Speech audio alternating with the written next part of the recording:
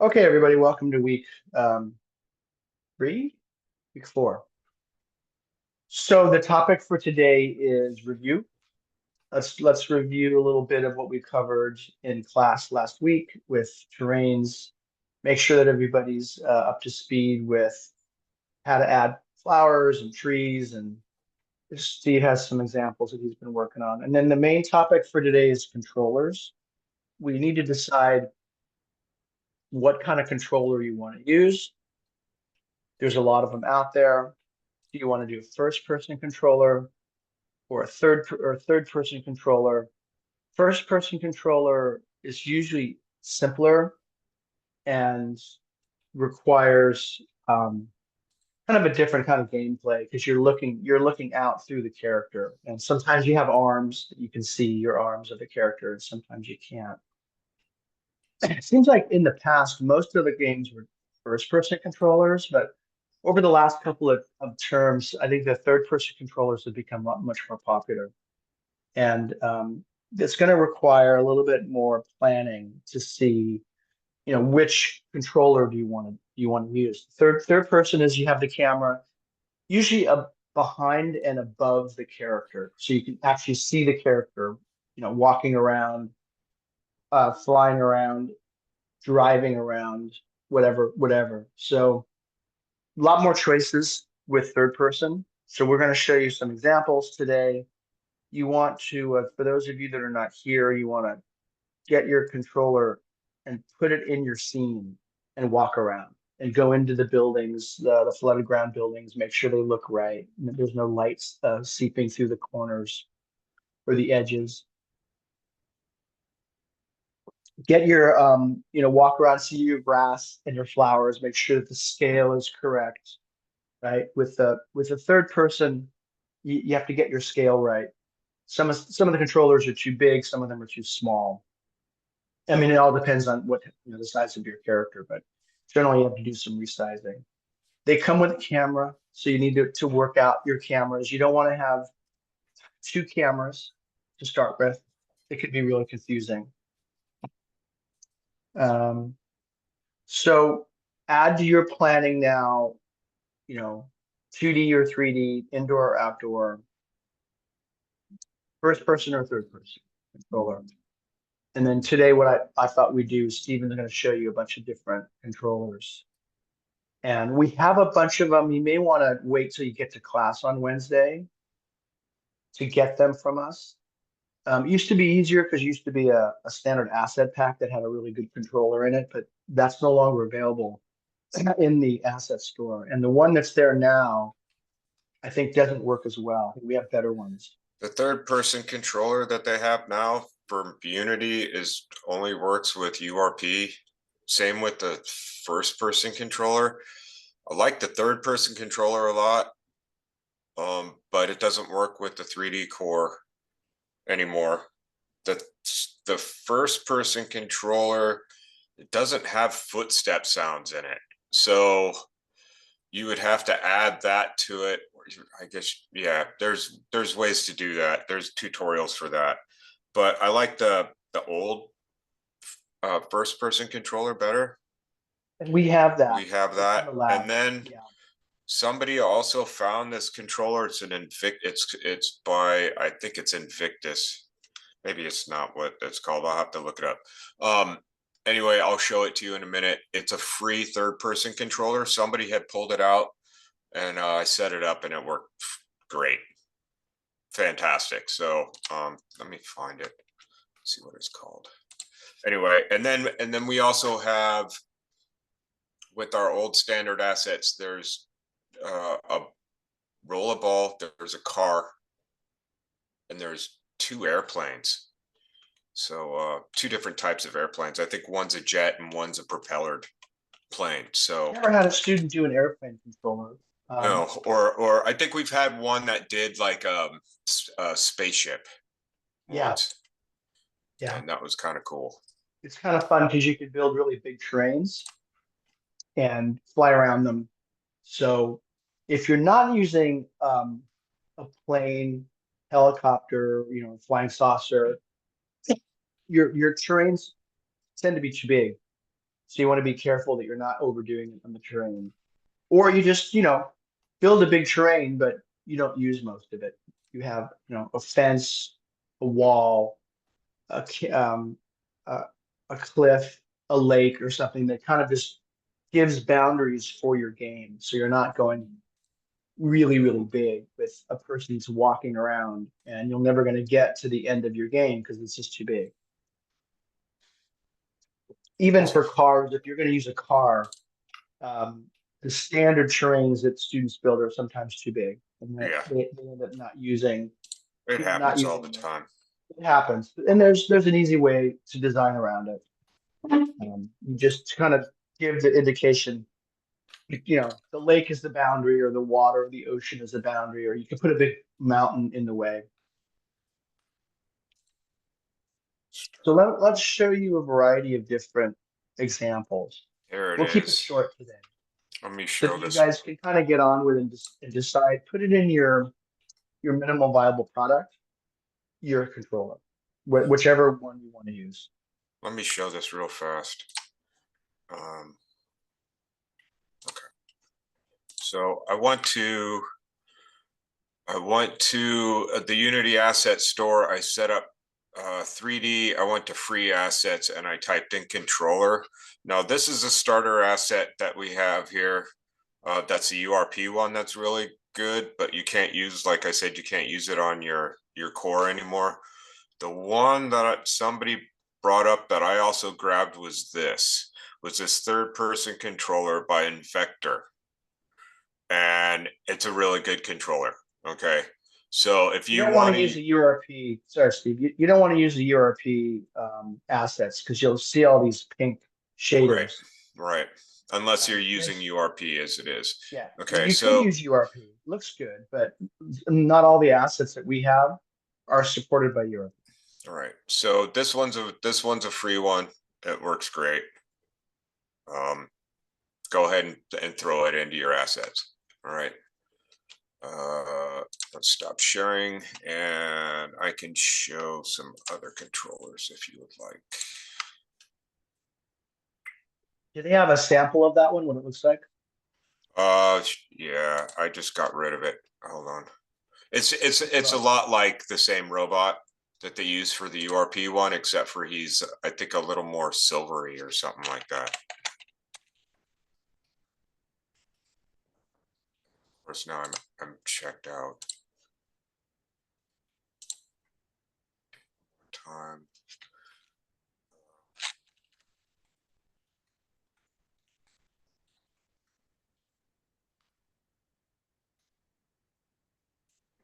Free.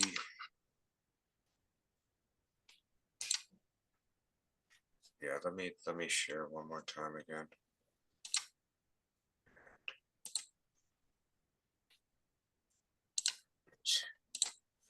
Okay, so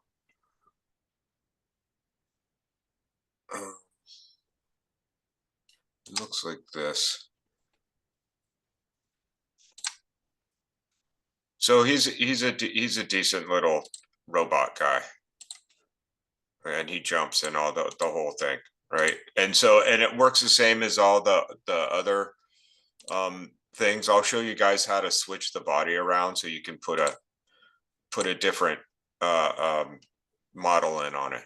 But it looks like it might even do some extra stuff. So I would say try that one if you're going to use a third person. Or we have another one that we have is the horse riding setup. And that has a really good controller in it too, third person controller, because that one will actually punch. So ask us for that one if you want to do anything that has to do with riding a horse. But this one should work for just your generic stuff. I would, like I said, I would throw it into your free setups for your assets. Okay. Let's stop that and let's look at.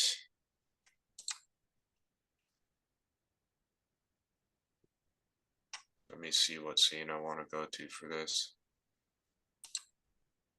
What should I show first, James? You want to show The horse. Yeah, that's actually what I was thinking. I was like looking at it. That's a really nice controller. The That's advantage of using that one is you can go a little bit further. It's not a car, right? You can kind of have like a medium-sized terrain and get around pretty well. It looks good. so I have this writer here. It's set up as a writer, and he's just a cowboy. Okay, and in this there are several horses. I turned off the horses though. Let's turn them on.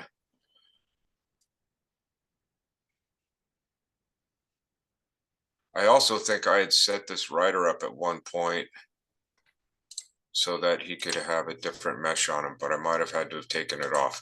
Okay, so basically this is just this rider setup that I have here. And so I'll maximize, yes. All right, so if I play, I have a camera that's attached to him. That's a swivel camera. He runs around. This controller specifically, he has, if I left click, he punches. And he'll do several punches at a time. And actually, I think he does a kick, right? Wow, that's great. And you can also, I believe there is a controller in this setup that has some weapons, so you can kind of switch them around and stuff.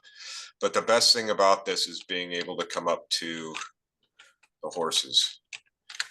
Come up and is it F? Yeah, it's F to get on them, and you can ride them around. And then they have higher speeds and trots and stuff like Yeah, that. really nice controller. Really, really nice. And notice that they have, or maybe you don't see it. There should be some stuff coming off of his back of his legs and stuff for like dust. So you get off at press F, and then I can come up to this one because he has wings. He'll actually fly. We'll go like way up, drop, fly It's a up and really good stuff. controller if you want to do like a larger terrain so you can explore larger areas. Yeah, let's say you want to go up to a flying island or something like that, right? Do stuff like that. Or you can have an island in the water and fly over the water Right. and then land on the island and then get off the horse and walk around and then fly back. And he'll run just like any other horse. Yeah. And actually, they're with this setup. If you wanted to, there you could buy there's like a dragon to it that you could get. And you can hook up different things to it. So that's one controller that we have. Let's see, the other controller. Let's see which scene here I have. Well, I was looking at the game one. Let's look at another car scene just because. Let's not save this. So this is another car scene that I have. I put this car in. It's actually just a regular car in here. The standard car looks like, you come down to the vehicles, for the prefab on the car, and it looks like that. And I changed it to this model. Okay. Much nicer. Yeah. So it works. And then you have your torques and stuff like that on the cars, and We've had a lot of students use that generic car, just kind of a low poly game. Yeah. Do it like the fancy one that Steve has, but it's another really good controller. And this car is a low poly car, free pack, and there was a bunch of different cars in it. So you can use the cars, and actually I have a scene. I was showing it last week where I was doing the Africa safari thing. That's the same setup as this car. Okay. Let's see, what else do I have set up? We have the third person look at the car. I guess I could drive it real well. I'll show you my other scene in a minute. And then there's also the first person setup. So this is a first person controller setup, and when I play it, I've set it up with arms. Not this, the first person controllers aren't set up with arms. I did it myself. But you can put stuff in the way of the camera for the arms and stuff. I hate how long this takes sometimes. There it goes. Okay, so I've got arms. There's some particles that I made, and I can switch through the arms and stuff. And I've got this set up if anybody wants to use it. This is a real popular one. Shooter games, slasher games, All right. fighting games. In some ways, it's better to do a first person if you're going to have a lot of fighting, because It's easy it's just easier. and it If you're doing a shoots. lot of exploring, then I think that the third person controllers, either walking, running, riding a horse, flying a horse, riding a car, skateboard. Have some melee weapons and stuff set up for it. Yeah, this is a real popular controller that a lot of students have used. Works really well, really solid. Okay. And then let's look at something else here. I did make a ship out of a car. That was kind of interesting. Let's just go to a car scene real quick and look at this. Okay, so this is just a basic car scene here that I have, but I wanted to show something else that in these controllers, we also have different aircraft. So we have a jet. These are the And old standard assets, right? The ones that yeah, are no longer there. And yeah, we this have these is, in the lab. So it's no yeah. longer available at the asset store, but ask us in the lab. We have these. These are nice. So what you can do with these is it's the same kind of setup with the car. We have a free look camera.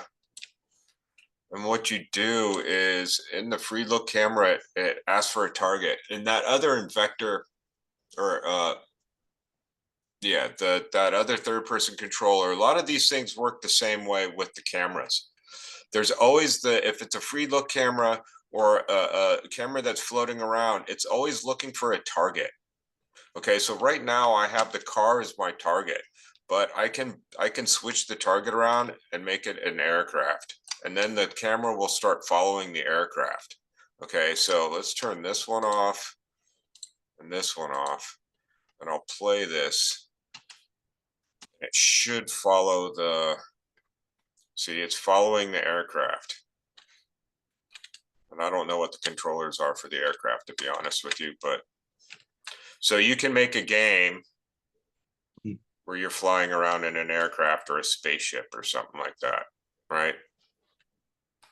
And you So the can, of kind of course, games that, yeah, go ahead, change Steve. the models and all that kind of stuff if you want to. Oh, speaking of that, right now there's free spaceships for the asset of the week. Cool. The propeller one works the same kind of way. Camera. They all make noise. I don't know if you can hear my noise or not, but they all No. have noise. I probably didn't turn that on. And see, the camera is a little too close for that, so you can adjust the camera.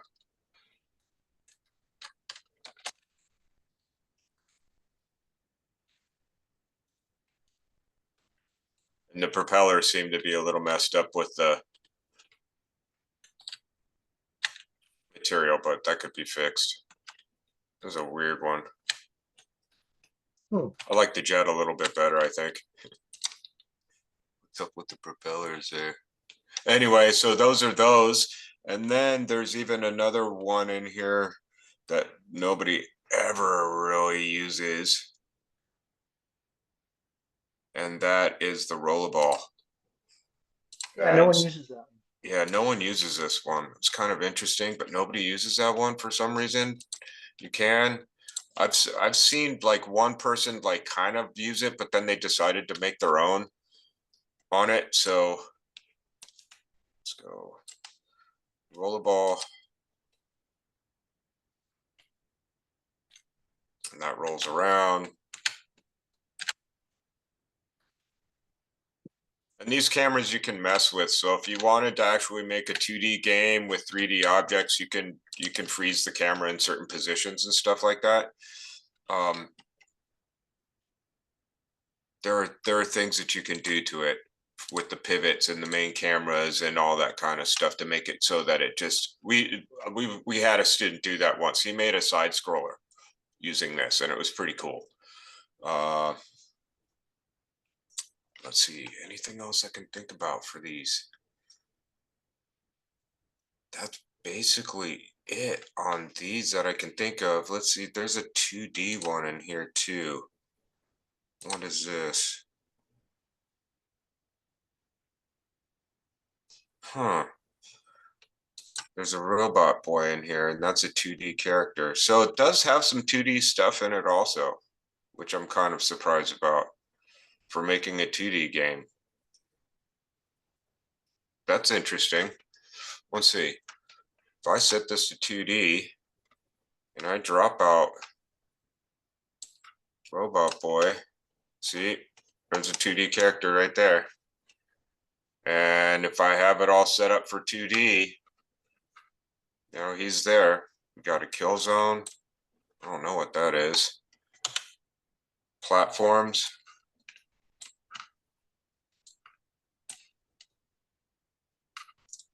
So as you notice right here, I'm just pulling out some 2D stuff here.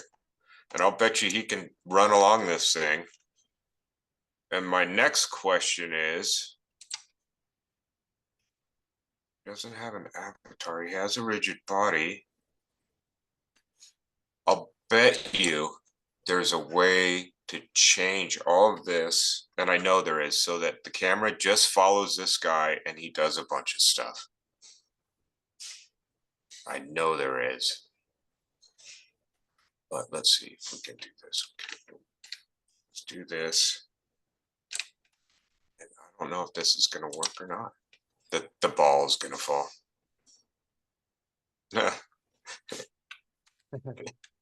He moved. Oh, and he fell. He fell through the space. Yeah. That's great. Hang on a second. My share thing got in the way. Close, please.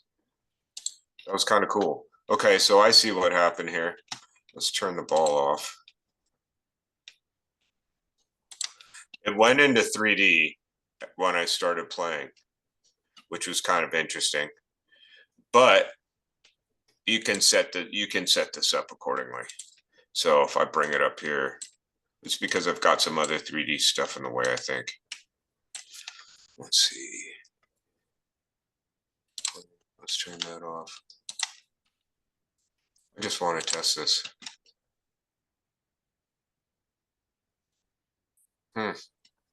It's because my camera is still in a 3D space. Look at that. Any jumps?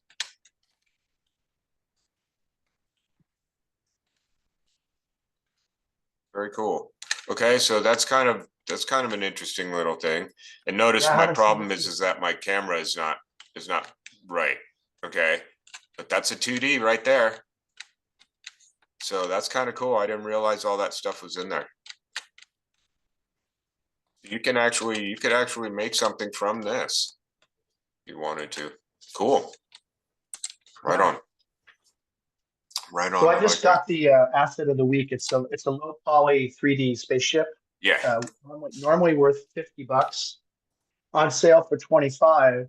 But if you put in the code that they give you on the homepage, it's free. And I just grabbed it. So never had a space game done before, but this would be a really good asset for, Yeah. fun run in space. Yep. Anyway, okay, I'll stop sharing again. Any questions about that? Any questions at all? So you guys got to decide on a controller. It is going to be one of the main characters, main components of your minimal viable product. So I wanted to cover it early this week. and get you guys kind of thinking about it. You don't need to decide this week, but you should definitely start to play around with some and see what you think will work for your game concept. Or maybe adapt your game concept if you find a controller that you really like. I just thought of an idea I can show. Okay, let's see if I can. Yeah, I have a character out here I can switch it with. I'm gonna show really fast how to go to switch your third person character. Let's share here real fast. Okay, so right now I'm back to my horse riding scene. And my rider here. This is my third person controller that I'm going to use. Now what I would do is I go through and I'm going to find whatever model I want. And I think I'm going to use the Poly Pirates just because I see them right here. And let's see if I can find the characters. Okay.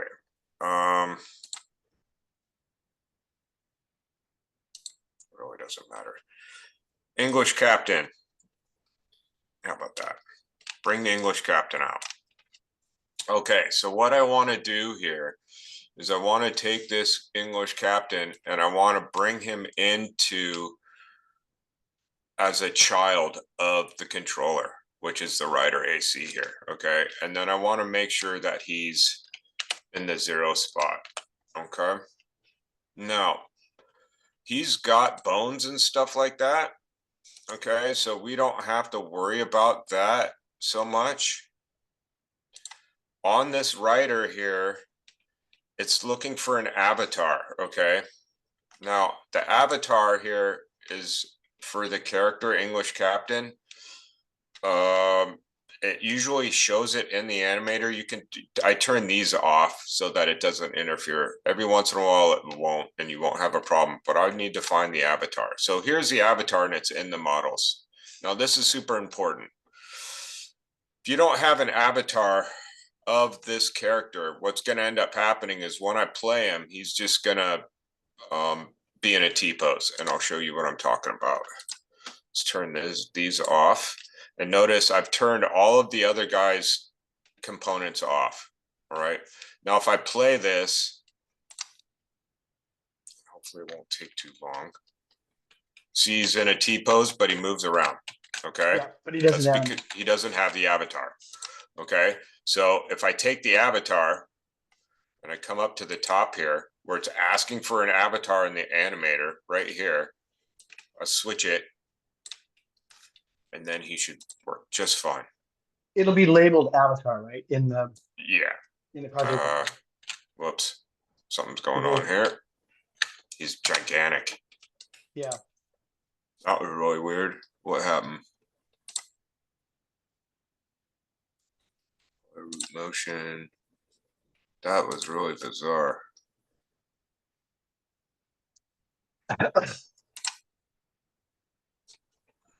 Never seen that one happen before. Does it work better if the avatar you're changing is the same size as the original one? Yeah, usually it doesn't matter. Maybe I have something on that's supposed to be on here. Let's see what's going on here.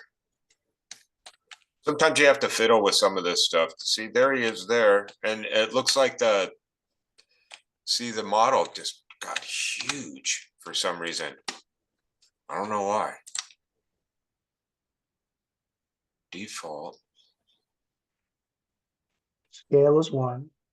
Yeah, maybe it's because I'm in the wrong spot. Bandana. I don't think so. He should be fine here. That's really weird.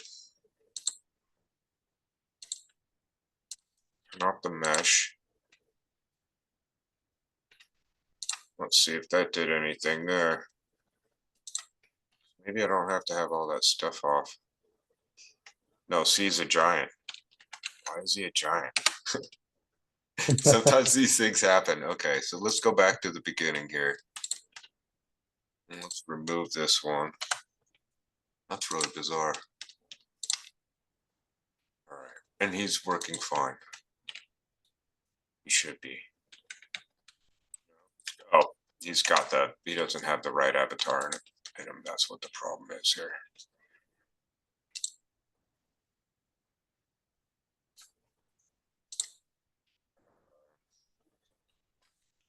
Forgot what avatar it is that he's supposed to have. Where is it? Let's call it Malbers just so everybody knows. Where is it? That's the standard assets. All the pirates. That's really weird why the pirates are freaking out like that. It's not an asset store stuff, is it? There it is. Okay.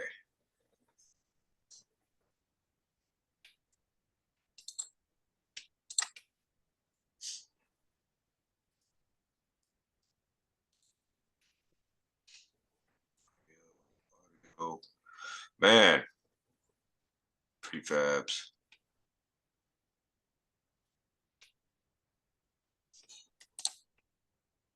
Am I still in the right?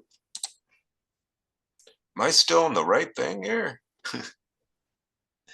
Malware's animations, animal controller, common, assets. If you're thinking about doing this, do it in the Wednesday session so we can help. Yeah. It's easy to get tripped up because you're noticing he has so many assets there that you have to find the right one. I mean, we do it Here all he the is. time. There's a writer. We switch the avatars and the controllers all the time. Horses, writer base, inventory. I need to find the models. That's it.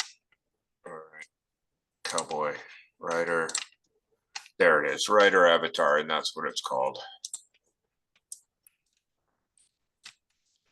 Now this should play right again. That was weird though. I'm not used to the, see now he's fine. Okay, so let's let's try this again. Because I don't know why that did that. It's not supposed to do that. Sometimes if you get tripped up like this, do what he's doing. Just Start start over over. again. Just go, go back to go collect your $200, whatever, right? Just leave it.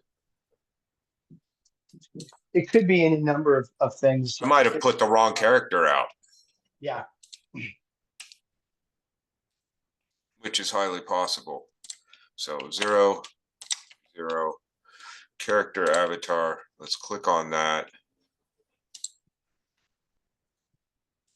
Character avatar, fine.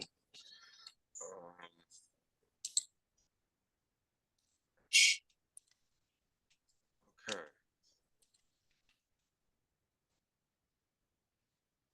There he is. Good. Yeah. That was weird.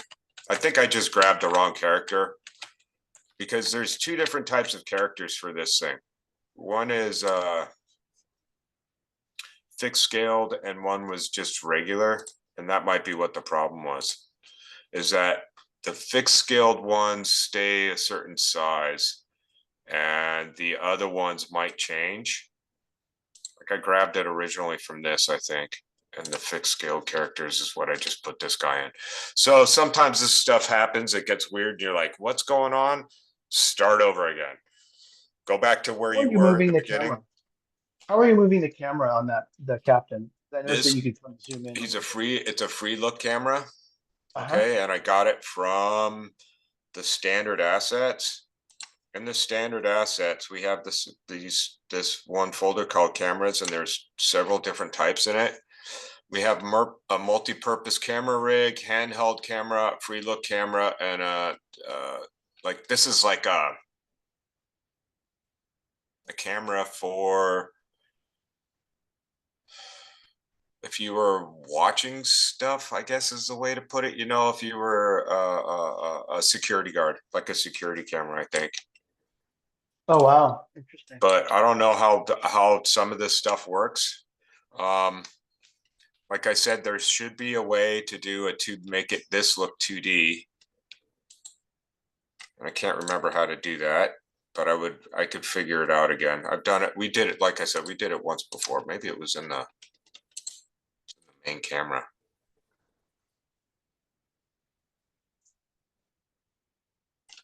Perspective with the graphic. See, it might be worth the that might change it there. Were you hitting like a key to move the camera back and forth? No, I was just moving the controller or Switch the um camera for you. I was just moving the mouse. Yeah. So when I'm running around, all I do, you can see the I just had it. The cursor, I'm just going left to right, up and down. Oh, okay. And you can change these accordingly if you don't want it to go so deep or you want it to go up higher or something. There's actually on the pivot. No, it's on the free look here. See the tilt, the max tilt and the minimum tilt? You can Oh, change yeah, that yeah. there. That's what you were doing. You were tilting. Yeah, you can your turn speed, you can change that. You can have the lock cursor on or not. So I believe what happens with this, yeah, when I press the left button, my cursor doesn't disappear. When I have the lock These cursor on, these settings here for your controller are not part of the minimal viable. mm-mm, Just get your basic controller. Later on, you can refine this, how much angle, how close you can move the camera right. closer. I like the camera closer so I can see the character that and the nuance of the character, the facial expressions. But it's up to you. And Keep as the you camera notice, they'll further like away. go farther away and stuff as he's running. Something you can do, and the camera kind of speeds up, is you can change the camera speed, the move speed, right? So if I change the move speed to 5 and then he's running, it stays with him more. See? Before when I had it at 1, he could get farther away. Here the camera kind of stays with him a little bit better. I can do a double jump, triple jump stuff. But see, so you notice the camera, and I think I can even make it, let's go back. I'll show you again what I meant by that. Because this is 1.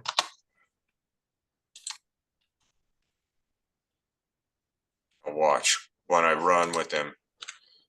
See how he goes forward a bunch, and then I come closer, it comes closer again. I like that. Yeah, it's kind of cool. Like the camera can animate too. Yeah, so you can do that.